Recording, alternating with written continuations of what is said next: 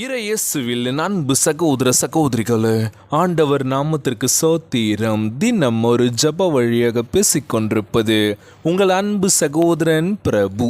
எப்படிங்க இருக்கீங்க? இன்றைய நாள் எப்படிங்க போச்சு? உங்களுக்கு மகிழ்ச்சியாக இருந்தீங்களா? எப்பவுமே சந்தோஷமா இருங்க. நம் ஆண்டவராகிய இயேசு கிறிஸ்து நம் ஜபங்களை எல்லாம் கேட்டு நம் அனைவரையும் ஆசீர்வதிக்க போறாரு. நம் இல்லங்களுக்கு வரப்போறாரு. மகளே மகனே, கலங்காத, மனமுடைஞ்சி போகாத, தைரியமாறு, நான் உன் கூட இருக்கேன் அப்படின்னு சொல்கிறது யாருங்க? நம்ம இயேசப்பா. ஆம் என் அன்பு சகோதர சகோதரிகளே, இயேசுவை நோக்கி பார்க்கின்றவர்கள் பிரகாசம் அடைவார்கள். அவர்கள் முகங்கள் ஒருபோதும் வெட்கம் அடைவதில்லை. பயப்படாதிருங்கள். இயேசு உலகத்திற்கு வெளிச்சமாக இருக்கின்றார். அவரது வெளிச்சம் உங்கள் வாழ்க்கையிலுள் இருளை நீக்கப் போகின்றது. Praise the Lord. அழகான வார்த்தை பாடுங்க. இன்றைய நாளில் நம்ம ஆண்டவராகி இயேசு கிறிஸ்து நம்ம உற்று நோக்கி பார்த்து ஜெபிக்கின்ற வேளையில் நம்ம வாழ்க்கை பிரகாசமாக ஆக போதுங்க. அவர்கள் முகங்கள் ஒருபோதும் வெட்கம் அடைவதில்லை. பயப்படாதிருங்கள். முதலாவது ஒரு விஷயம் இதுதாங்க. எது நடந்தாலும் படப்படன்னு ஆகுது பிரதர், பயமாகவே இருக்குது, என்ன நடக்க போகுதுன்னு தெரியலன்னு சொல்லி நம்ம பயந்துட்டோம் அப்படின்னா அவ்வளோதாங்க. பார்த்துக்கலாம்ப்பா, எவ்வளோ பிரச்சனை வந்தாலும் பார்த்துக்கலாம். ஏசப்பா என்னோடு கூட இருக்கின்றார். நான் ஏன் பயப்படணும்? நீங்கள் என்ன வேணால் சொல்லுங்கள், பிரச்சனையும் இல்லை. அவருக்கு தெரியும்ல, நம்ம படைத்த நம்ம ஆண்டவராகிய இயேசு கிறிஸ்து யாருன்னு அவருக்கு தெரிஞ்சால் போதும்ல. அக்கம் பக்கத்தில் தெரிய தேவையில்லை, யாருக்கும் தெரிய தேவையில்லைங்க. நீ நல்லவன் கெட்டவன்றதை ஜட்ஜ் பண்ண வேண்டியது அவங்க இல்லைல்ல. அவருக்கு தெரியும் நல்ல பையனா கெட்ட பையனா அப்படின்னு சொல்லி. ஸோ அவர்கிட்ட விட்டுருங்க. உங்களுடைய பாரத்தை அவரிடம் இறக்கி வச்சுருங்க. நிச்சயமாக நம்ம வாழ்க்கை சூப்பராக இருக்க போதுங்க. இன்றைய நாள் அழகான வேத வார்த்தை. அவர்கள் அவரை நோக்கி பார்த்து பிரகாசம் அடைந்தார்கள். அவர்கள் முகங்கள் வெட்கப்படவில்லை. திருப்பாடல் 34 அதிகாரம் இறை திருவசனம் 5 சொல்லப்பட்ட வார்த்தை பாடுங்க. இன்றைக்கி ஒரு சில விஷயங்கள் பண்ணும்போது யாராச்சும் ஏதாச்சும் சொல்லிடுவாங்களோ, வெக்கமாக இருக்குது பிரதர், ஐயோ எனக்கு ஒரு மாதிரி இருக்குது பிரதர் அப்படின்னு சொல்லி என்ன பண்ணியிருக்கோம்? பண்ணாமலே விட்டுருக்கோம். காரணம், அவங்க எதனா கமெண்ட் பண்ணிடுவாங்களோ, அவங்க எதனா சொல்லிடுவாங்களோன்னு சொல்லி இன்றைக்கி வெக்கப்பட்டு என்ன பண்ணுறோம்? ஒதுங்கியே இருக்கோம், எதுவுமே பண்ணாமல். அப்படிலாம் இல்லாமல், ஏன் நான் வெக்கப்படணும்?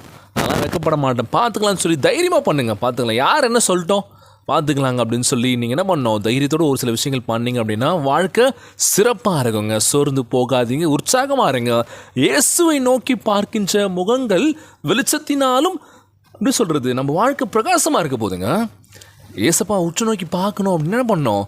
முழு உள்ளத்தோடு முழு ஆன்மோடு ஜெபிக்கின்ற ஒவ்வொரு வேலையிலும் சரி, ஆண்டவர் ஒருபோது நம்ம வாழ்க்கையை எப்படி சொல்கிறது, ஆபத்து வந்தாலும் சரி, அந்த ஆபத்துலேருந்து விடுதலான ஒரு வாழ்க்கைக்கு நம்ம கொண்டு வர போக்கின்றார். எந்த ஒரு பண கஷ்டமாக இருக்கட்டும், வாழ்க்கையில் குடும்பங்களில் எவ்வளோ கஷ்டங்களாக இருக்கட்டுமே, பொல்லாத மக்கள் மத்தியில் நம்ம வாழ்ந்துட்டுருக்கோம். அவங்க என்ன பண்ணுவாங்களோ ஒரு பதட்டம் இருக்கும்ல, ஐயோ என்ன நடக்க போகுதுன்னு தெரியலையே. இந்த பதட்டம், இந்த பயம்லாம் எடுத்து போட போகின்றார் நம்ம ஏசப்பா. முழு மனசோட நோக்கி பார்க்கின்றவர்களுக்கு நம்ம ஆண்டவராகிய இயேசு கிறிஸ்து வெளிச்சமாக இருக்கின்றார். அதனால் சோர்ந்து போகாதீங்க. வாழ்க்கையில் மோசமான தருணம் என்ன தெரியுமா? நம்ம கூட இருந்தவங்க நமக்கு துரோகம் பண்ணிட்டாங்கன்னு வச்சுக்கோங்களேன், தாங்க முடியாது. நம்ம முழுமையாக நேசிச்சிருப்போம், முழு அன்பை செலுத்தியிருப்போம். ஆனால் அவங்க நமக்கு இந்த விஷயம் பண்ணிட்டாங்கன்னு சொல்லி கேள்விப்படும் போது மனசே உடஞ்சிது பிரதர். நான் நம்பவே இல்லை, அவங்க பண்ணியிருக்க மாட்டாங்க ஆணித்தனமாக சொன்னேன். ஆனால் அவங்க பண்ணிட்டாங்கன்னு தெரிஞ்சதுக்கப்புறம் எனக்கு என்ன பண்ணுறதுன்னு தெரில. கண்மூடித்தனமாக நம்ம நம்புகிறோம்ல யாரை, மற்றவங்களாம் நம்ம அன்பு வைக்கிறோம். ஸோ அந்த அன்பு என்ன ஆகுது? பொய்யா போகுது. ஸோ நீங்கள் கண்மூடித்தனமாக நம்பணும் அப்படின்னா மாண்டவராக இயேசு கிறிஸ்து மட்டுமே முழு மனசோட முழு ஆன்மாவோட அவரை மட்டும் நீங்கள் நேசிக்க பழகிட்டீங்கனாலே போதும். நம்ம வாழ்க்கையில் எந்த பிரச்சனையும் இல்லைங்க. உங்கள் துக்கம் சந்தோஷமாய் மாற்றுவார் நம்ம ஆண்டவராகிய இயேசு கிறிஸ்து. உங்கள் இருளை வெளிச்சமாக்குவார். உங்கள் வாழ்க்கையில் இனி வெட்கத்திற்கு இடமே இல்லை அப்படின்னு சொல்லுவாங்களாம். இன்றைய நாள் நம்ம இயேசப்பா நம்ம வாழ்க்கையை பிரகாசமாக்க போகின்றார். ஆசீர்வாதத்துக்காக நம்ம காத்துட்ருக்கோம். அந்த ஆசீர்வாதம் கூடிய சீக்கிரம் நம்ம வீட்டுக்கு வரப்போகுதுங்க. தேவனுடைய வெளிச்சம் உங்கள் மேல் உதயமாக போகின்றது. இயேசுவின் மூலமாக உங்கள் வாழ்க்கையில் உள்ள ஆசீர்வாதங்கள் பாய்ந்து வர போகின்றது. எதற்கும் தயாராக இருக்கணும் அப்படின்னு சொல்லுவாங்களாம். அதனால் சோர்ந்து போகாதீங்க, உற்சாகமாக இருங்க. அது மட்டும் இல்லாமல் எனக்கு ரொம்ப நெருங்கிய எப்படி சொல்கிறது அப்படின்னா, எங்கள் சர்ச்சில் தினந்தோறும் பார்க்குறவங்க நல்லா ஆக்டிவாக இருக்கவங்க, அவங்கள அம்மான்னு தான் கூப்பிடுவேன். ஸோ அவங்க பேர் பவுலின், அவங்க பேர். ஸோ அவங்களுக்காக ப்ரேயர் பண்ணிக்கணும்னு சொல்லி தான் இந்த ரெக்வஸ்ட் நான் அவங்ககிட்ட வைக்கிறேன். என்ன அப்படின்னா, நல்லா இருந்தாங்க, நல்லா ஆக்டிவாக தான் இருந்தாங்க. ஊருக்கு போயிட்டு வந்தாங்க, சரியான கோல்டு, ஏசியில் படுத்துட்ருக்காங்க, மழையில் நனைஞ்சிருக்காங்க, அப்படியே தலை தோட்டமே படுத்துட்ருக்காங்க. ஸோ அந்த கோல்டு என்ன ஆச்சு அப்படின்னா, அவங்களுக்கு ஸ்ட்ரோக் வந்துடுச்சு அப்படின்னு சொல்லிட்டாங்க டாக்டர். அவங்க செக் பண்ணியிருக்காங்க, வாயெல்லாம் அசைக்க முடியல, வாயெல்லாம் வந்து சைடு வாங்கிடுச்சு, நீங்கள் உடனே என்ன பண்ணுங்கள் வேறு ஹாஸ்பிட்டல் போங்கன்னு சொல்லி கூப்பிட்டு போயிருக்காங்க. அங்கே சொன்ன டாக்டர் நீங்கள் கரெக்ட் டைமுக்கு வந்திருக்கீங்க அப்படின்னு சொல்லி அவங்களுக்கு செக் பண்ணியிருக்காங்க. ஸோ அவங்களுக்காக ப்ரேயர் பண்ணிக்கோங்க. ஹாஸ்பிட்டலில் தான் இருக்காங்க, சீக்கிரமாக நல்லா ஆகணும். ரொம்ப பிடிக்கும் அவங்களுக்கு என்ன ரொம்ப பிடிக்கும், ப்ரேயர்ஸ்லாம் கேட்பாங்க. ஸோ பவுலின் ஆண்டிக்காக நல்லா ப்ரே பண்ணிக்கோங்க எல்லாரும். என் அன்பான உறவுகள், ஒவ்வொரு திசையில் ஒவ்வொரு மூலை முடுக்கில் என்னோட ஜபத்தை கேட்டுட்ருக்கீங்க. வாழ்க்கையில் ஒரு மாற்றங்கள் வராதா அப்படின்னு சொல்லி கண்டிப்பாக வருங்க. முழு மனசோட முழு ஆன்மோட ஜபிக்கின்ற வேலையில். ஏன்னா அந்த பவுலின் அம்மா சொல்கிறேன் அப்படின்னா, எங்கள் குடும்பத்தில் ஒருத்தவங்க தான் அவங்க. தினந்தோறும் ஒவ்வொரு வாரம் ஞாயிற்றுக்கிழமை சர்ச்சில் வந்துடுவாங்க. சர்ச் ப்ரேயர்லாம் முடிச்சுட்டு என்னை பார்த்துட்டு பேசிட்டு தான் போவாங்க. நல்லா ஆக்டிவாக இருப்பாங்க, நல்லா கலாய்ப்பாங்க, நல்லா பேசுவாங்க. ஆனால் திடீர்னு இது மாதிரி ஒரு விஷயம் கேள்விப்படணுமே, ஐசியூவில் 3 நாள் இருந்தாங்களாம்.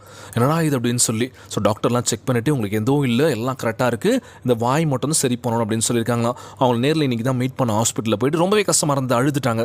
தைரியமாக இருங்க, நீங்கள் எப்படி இருந்தீங்க, போல்டாக இருப்பீங்க, எங்களுக்கு நீங்கள் தைரியம் சொல்வீங்கன்னு சொல்லிட்டு அவங்ககிட்ட பேசி நிறைய விஷயம் ஷேர் பண்ணோம். அவங்களுக்காக நான் ப்ரேயர் கண்டிப்பாக பண்ணுறேன் அப்படின்னு சொல்லியிருந்தேன். ஸோ பவுலின் அம்மாக்காக கண்டிப்பாக எல்லோரும் ப்ரே பண்ணிக்கோங்க. இன்னொரு முக்கியமான ரெக்வெஸ்ட் என்ன அப்படின்னா, ஸோ மழையில் நனையிறதோ இல்லை ஏசி ரூமில் இருக்கிறதோ, ஸோ சேஃபாக பத்திரமா இருங்க. கோல்டு அதிகமாச்சுன்னா இந்த மாதிரி விஷயங்கள் நடக்கும் அப்படின்னு சொல்கிறாங்க. ஸோ நம்மளுடைய உடம்பு நம்மளுடைய ஹெல்த்தை நம்ம தான் பார்த்துக்கணும், யாரும் வந்து பார்த்துக்க மாட்டாங்க. நேரத்துக்கு சாப்பிட்ருங்க, நேரத்துக்கு ஒரு சில விஷயங்களை பண்ணிவிடுங்க, டிலே பண்ணாதீங்க. அதே மாதிரி பார்த்தீங்கன்னா வீட்டில் இருக்க வயசானவங்க இருப்பாங்க, தாத்தா பாட்டி, அவங்களுக்கு என்னென்ன தேவைன்றதை நீங்கள் கரெக்டாக பண்ணிவிடுங்க.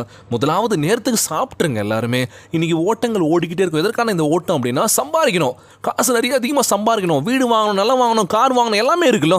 ஸோ எல்லாமே இருந்தாலும் உழைக்கிறதுக்கு உடல் தெம்பு இருக்கணும்ல. நீங்கள் ஆரோக்கியமாக இருந்தால் தான் இந்த குடும்பம் நல்லா ரன் ஆகும். ஆமாவும் இல்லையா? பணம் ஓடிட்டு இருந்தால் மட்டும் பத்துமா? அந்த பணம் நமக்கு வருமா? எல்லாத்தையும் என்ன பண்ண போகிறீங்க? ஓடி சம்பாரித்த காசை மருத்துவமனைக்கு செலவில் கொடுக்க போகிறீங்க. அது தேவையா? ஸோ நேரத்துக்கு சாப்பிடுங்க. காசு பணம் இன்றைக்கி வரும் போகுங்க. அன்பான உறவுகள் கிடைக்கிறது ரொம்ப பெரிய விஷயம். கிடைச்சாலும் அதை நம்ம பாதுகாத்து கொள்றதுன்றது பெரிய விஷயம் அப்படின்னு சொல்லுவாங்களாம். ஸோ நம்மளுடைய ஹெல்த்தை நம்ம தான் பத்திரமா பார்த்துக்கணும். நீங்கள் எல்லாருமே ஆரோக்கியமாக இருக்கணும். நான் ஜபத்தில் வைக்கிற ஒவ்வொரு விஷயம் இதுதான். ஆண்டவரே, கோடி ரூபாய் சொத்து எங்களுக்கு வேணாம், வீடு நல்லா எதுவுமே வேணாம், நோய் நொடி இல்லாத ஒரு வாழ்க்கையை கொடுங்கப்பான்னு சொல்லி ஒவ்வொரு நாள் ஜபத்தில் வைப்பேங்க. நானும் அதான் கேட்பேன். நிறைய காசு கொடுங்க, நிறைய வீடு கொடுங்க, நிறைய காரு பங்களா எல்லாம் கொடுங்க அப்படின்னு சொல்லி கேட்கவும் மாட்டேன். ஒரு நாளும் கேட்டதும் கிடையாதுங்க. காலைல ஏன்ச்சதுமே கேட்குற விஷயம் இதுதான். ஆண்டவரே, நோய் நொடி இல்லாத ஒரு வாழ்க்கையை கொடுங்கப்பா, எல்லோரும் நல்லா இருக்கணும் அப்படின்னு சொல்லி. ஸோ நீங்களும் ஆரோக்கியமாக இருக்கணும், நல்லா சாப்பிடுங்க, ஆரோக்கியமான உணவை எடுத்துக்கோங்க. வெளியில் இருக்க ஃபுட்டை எடுத்துக்காதீங்க. அவுட் சைட் ஃபுட்டை நீங்கள் அதிகமாக மோஸ்ட்லி நீங்கள் சாப்பிடாதீங்க. ஏன்னா தரம் எப்படி இருக்குன்றது தெரியல. ஸோ வீட்டில் சமைக்கிற மாதிரி வரவே வராது. அம்மா கையில் சமைச்சு சாப்பிடுங்க, இன்னும் ஆரோக்கியமாக இருக்கும். இன்றைய நாள் ஜெபம் உலகில் வாழ்கின்ற எல்லாருக்கும் நம்ம ஜெபிக்க போகிறோம்.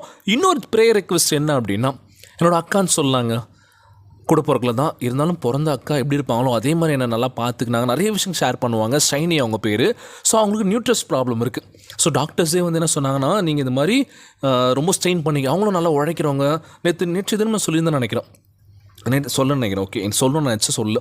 ஸோ இருந்தாலும் இன்றைய நாள் அவங்கள பற்றி நான் சின்ன ஒரு விஷயமா சொல்லிடுறேன். அவங்க எல்லாருக்காகவும் உழுந்து ஹெல்ப் பண்ணுவாங்க. ஸோ ஹெல்ப்னு கேட்டாலே கண்டிப்பாக பண்ணிடுவாங்க. அது யாராக இருக்கட்டும், என்னவாக இருக்கட்டும், நம்ம கையில் என்ன இருக்கோ கொடுத்துருவாங்க. ஸோ அந்த மாதிரி உழைக்கிறதுல அவங்க பார்த்தீங்கன்னு வச்சுக்கோங்களேன், 24 மணி நேரம் உழைக்க சொன்னால் கண்டிப்பாக உழைப்பாங்க. ரெஸ்ட்டே இல்லாமல் ஓடிக்கிட்டே இருப்பாங்க. அவங்களுக்கு 3 பொம்பளை பசங்க. ஸோ ஒருத்தவங்க +1 படிக்கிறாங்க, இன்னொருத்தவங்க 6th, இன்னொருத்தவங்க 3rd ஸ்டாண்டர்ட். ஸோ இந்த மாதிரி இருக்கும்போது உழைப்பாள்னா அப்படி போய் உழைப்பாளிங்க. திடீர்னு பார்த்தீங்கன்னா ஹாஸ்பிட்டல் அட்மிட் ஆகிட்டாங்கன்னு சொல்லி அந்த நியூஸ் எனக்கு வரவே இல்லை. ஸோ அவங்களும் ஐசியூவில் அட்மிட் பண்ணிட்டாங்களாம். ஸோ நீங்கள் ரொம்ப ட்ராவல் பண்ணக்கூடாது, ரொம்ப வெயிட் தூக்கக்கூடாது, ரொம்ப ஸ்ட்ரெயின் பண்ணக்கூடாது அப்படின்னு சொல்லிட்டு, என்னடா இது அப்படின்னு சொல்லி ரொம்ப கஷ்டமாக இருந்தது. ஸோ அவங்களுக்காகவும் ப்ரே பண்ணிக்கோங்க.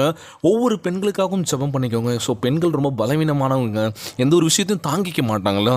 ஸோ ஆண்களும் என்ன பிரதர், நீங்கள் ஆண்களும் எந்த விஷயம்லாம் தாங்கிப்போம் அப்படின்னு சொல்லி கேட்பீங்க. இருந்தாலும் பரவாயில்லைங்க, எல்லாருக்காகவும் ப்ரே பண்ணிக்கோங்க. முக்கியமாக பவுலின் அம்மாக்காக ப்ரே பண்ணிக்கோங்க, ஷைனி அக்காக்காக ப்ரே பண்ணிக்கோங்க, எல்லாருக்காகவும் ப்ரே பண்ணிக்கோங்க. நிச்சயமாக நம்மளுடைய ஜெபங்கள் கேட்கப்பட போகின்றது. நீங்கள் எல்லாருமே நல்லா இருக்கணுங்க. அதுதான் நான் கேட்குற ஒவ்வொரு விஷயம் ஏசு பார்க்குறேன். ஆண்டவரே, எல்லோரையும் பார்த்துக்கோங்க, நோய் நொடி இல்லாத ஒரு வாழ்க்கையை கொடுங்கப்பான்னு சொல்லி ஒவ்வொரு நாள் ஜெபிக்கிறேன். நிச்சயமாக நம்ம வாழ்க்கை நிலைமை மாற போகின்றது. சோர்ந்து போகாதீங்க, உற்சாகமாக இருங்க. இன்றைய நாள் ஜெபம், ஆண்டவரே எங்கள் ஜெபத்தெல்லாம் கேட்டு எங்கள் வாழ்க்கையில் உள்ள இருளை அகற்றுங்கப்பா, வெளிச்சத்தை காட்டுங்கப்பா, பிரகாசமான உன் முகத்தை பார்க்கணும் ஆண்டவரே, உம்முடைய ஒளி எங்கள் மேல் பட வேண்டும் என்று சொல்லி கேட்கலாமா? ஏசப்பா கிட்ட உரிமை இருக்குங்க கேட்கறதுக்கு. கேட்கலாமா? இன்றைய நாள் ஜெபம், ஜெபத்திற்குள்ளாக பயணிப்போமா?